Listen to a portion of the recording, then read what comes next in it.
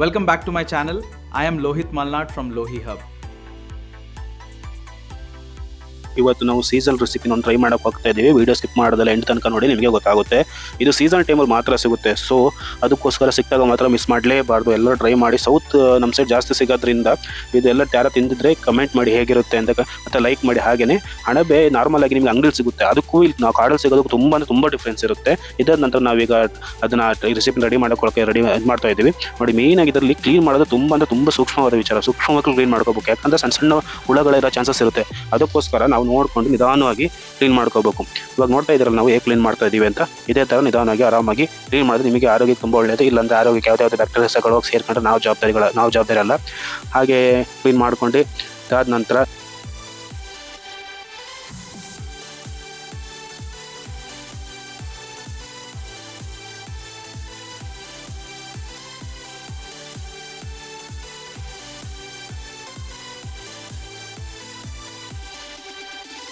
ಇವಾಗೆಲ್ಲ almost clean ಆಗಿದೆ. ನೋಡ್ತಾ ಇರ್ಬೋದು ನೀವು, ಕಟ್ ಮಾಡಿಟ್ಟಿದ್ದೀವಿ ಒಂದು ಪ್ಯಾನಲಲ್ಲಿ.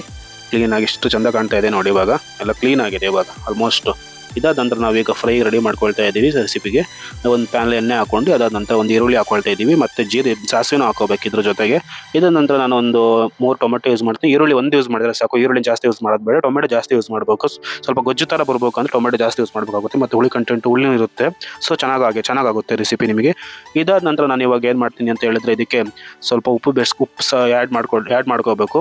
ಉಪ್ಪು ಆ್ಯಡ್ ಮಾಡ್ಕೊಂಡು ಎಷ್ಟು ಬೇಕು ಅಷ್ಟೇ ಆ್ಯಡ್ ಮಾಡ್ಕೊಳ್ಳಿ, ಜಾಸ್ತಿ ಆ್ಯಡ್ ಮಾಡೋಕೆ ಹೋಗಬೇಡಿ. ಮತ್ತು ಲಾಸ್ಟಿಗೆ ಆ್ಯಡ್ ಮಾಡ್ಕೊಳ್ಳಿ ಬೇಕಾದರೆ, ಇಲ್ಲಾಂದರೆ ಅವಶ್ಯಕತೆ ಇರೋದಿಲ್ಲ. ಇದಾದ ನಂತರ ಅರ್ಶಿನ ಆ್ಯಡ್ ಮಾಡ್ಕೊಂಡಿದ್ದೀನಿ. ಅರ್ಶಿನ ಆ್ಯಡ್ ಮಾಡ್ಕೊಂಡು ಇದನ್ನ ಕ್ಲೀನಾಗಿ ಫ್ರೈ ಮಾಡ್ಕೋಬೇಕು. ಅರ್ಶಿನ ಹಸಿ ಸ್ಮೆಲ್ ಹೋಗ್ಬೇಕು, ಅಲ್ಲಿ ತನಕ ಕ್ಲೀನಾಗಿ ಡೀಪ್ ಫ್ರೈ ಮಾಡ್ಕೊಳ್ಳಿ. ಫ್ರೈ ಮಾಡ್ಕೊಂಡು ಆದಮೇಲೆ ನಾವು ಕಟ್ ಮಾಡಿರೋಂತಹ ನಾನು ಅಣಬೆನ ಹಾಕ್ತಾ ಇದ್ದೀನಿ. ಇದ್ರೊಳಗೆ ನೋಡ್ತಾ ಇರ್ಬೋದು ನೀವು, ಈಗ ಅಣಬೆ ಹಾಕ್ತಾ ಇದ್ದೀನಿ ಇದ್ರ ಜೊತೆಗೆ. ಹಾಕೊಂಡ ನಂತರ ಇವಾಗ ನಾನು ಇದನ್ನು ಫ್ರೈ ಮಾಡಬೇಕು. ಜಾಸ್ತಿ ಇದು ಮಾಡೋಕೆ ಹೋದ್ರೆ ಬೇಗ ಬೆಂದ್ಬಿಡುತ್ತೆ, ಸೊ ಲೈಟ್ ಫ್ಲೇಮಲ್ಲಿ ಫ್ರೈ ಮಾಡಬೇಕಾಗುತ್ತೆ ಇದನ್ನ ಇವಾಗ.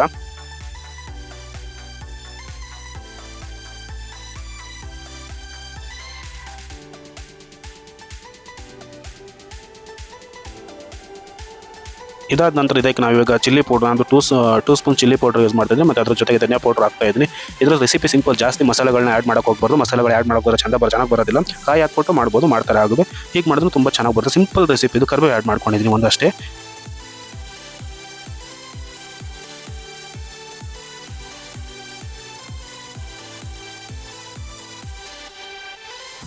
ಫೈನಲ್ ಆಗಿ ನಾನು ರೆಸಿಪಿ ರೆಡಿಯಾಗಿ ನೋಡ್ತಾ ಇರ್ಬೋದು ಹೇಗೆ ಕಾಣಿಸ್ತಾ ಇದೆ ಅಂತ. ತುಂಬ ಚೆನ್ನಾಗಿ ಬಂದಿದೆ. ನೀವೆಲ್ಲ ಟ್ರೈ ಮಾಡಿ ನೋಡಿ. ವಿಡಿಯೋ ಇಷ್ಟ ಆಗಿದ್ರೆ ಲೈಕ್ ಮಾಡಿ. Thank you, bye.